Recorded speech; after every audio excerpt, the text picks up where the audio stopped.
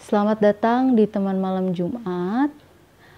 Kali ini saya akan bercerita tentang pengalaman yang unik ya, yang terjadi eh, kali ini bukan kepada saya, tetapi kepada adik saya ya. Ini masih sama dengan topik yang mungkin sering dibahas di toilet rumah saya ya.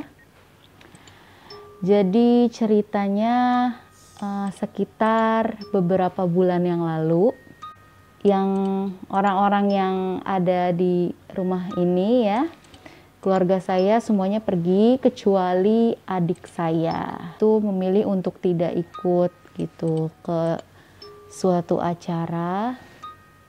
Jadi dia di rumah. Dan pada pukul sekitar jam 1 itu adik saya ingin buang air gitu ya. Sebenarnya ingin buang air, lalu pergilah tuh ke kamar mandi. Di situ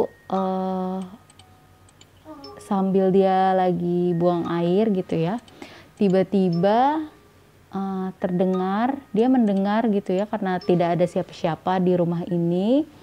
Lalu dia mendengar suara yang dimana suara orang yang ada yang masuk ke rumah gitu, masuk ke dalam rumah.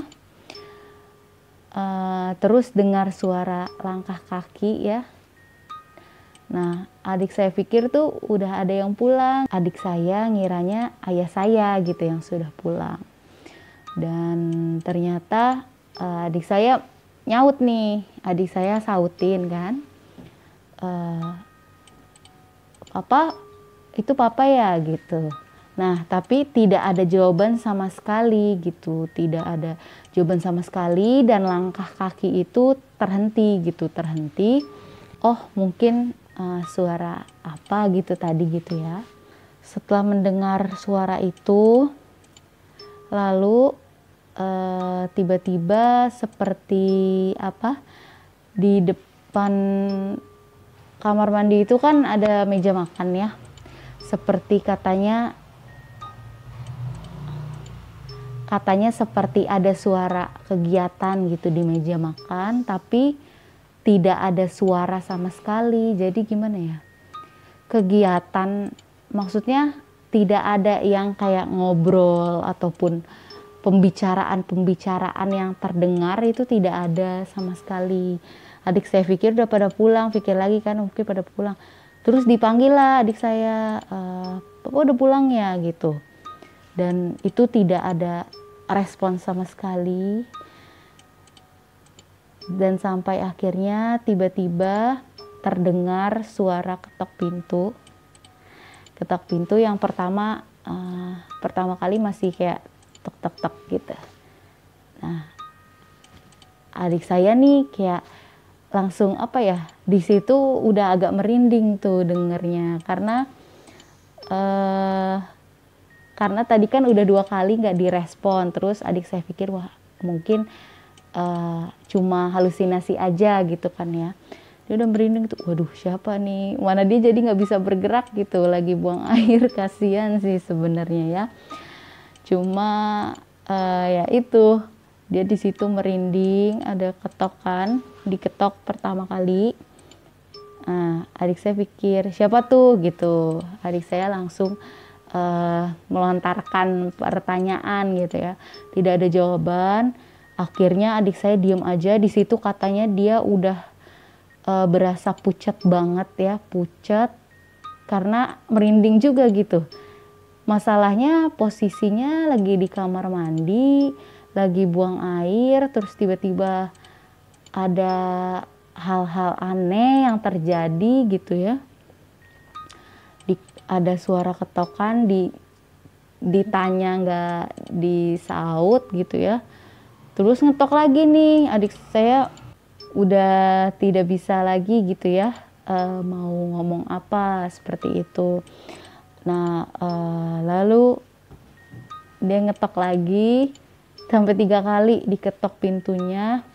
Dan di situ tuh adik saya tuh kayak yang diem aja gitu dan kayak merinding gitu ya katanya, merinding diem aja, terus dia kayak agak sedikit jadinya melamun gitu. Wah, ada suara apa lagi nih, ada suara apa lagi nih, karena adik saya kan maksudnya berlama-lama di kamar mandi juga kan kaki nggak enak ya, itu nggak bisa tiduran gitu kan, nggak bisa selonjoran gitu, harus ya gimana sih suasana kamar mandi ya kalau diri lama-lama itu kan nggak enak gitu ya.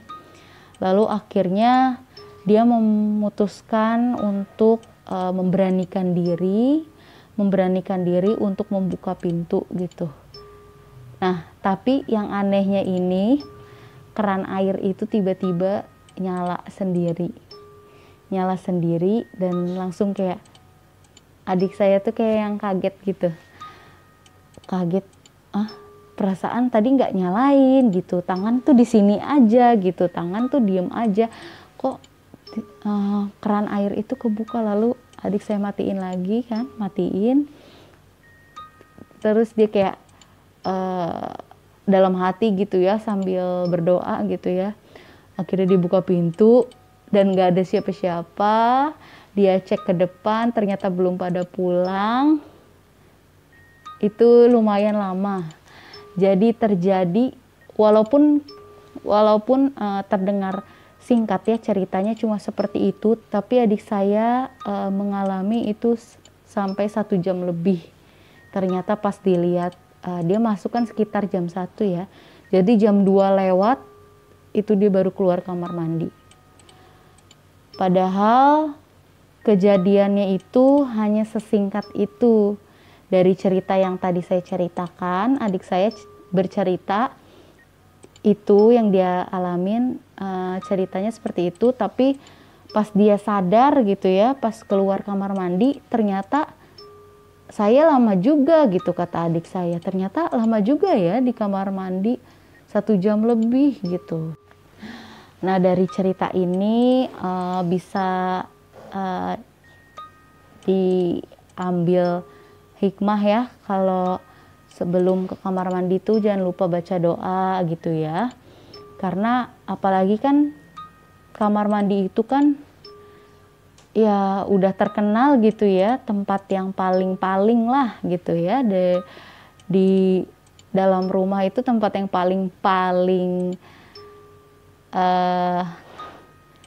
yang seneng banget hantu itu menetap ya di kamar mandi. Sampai ada doanya kan, masuk kamar mandi, keluar kamar mandi juga ada doanya.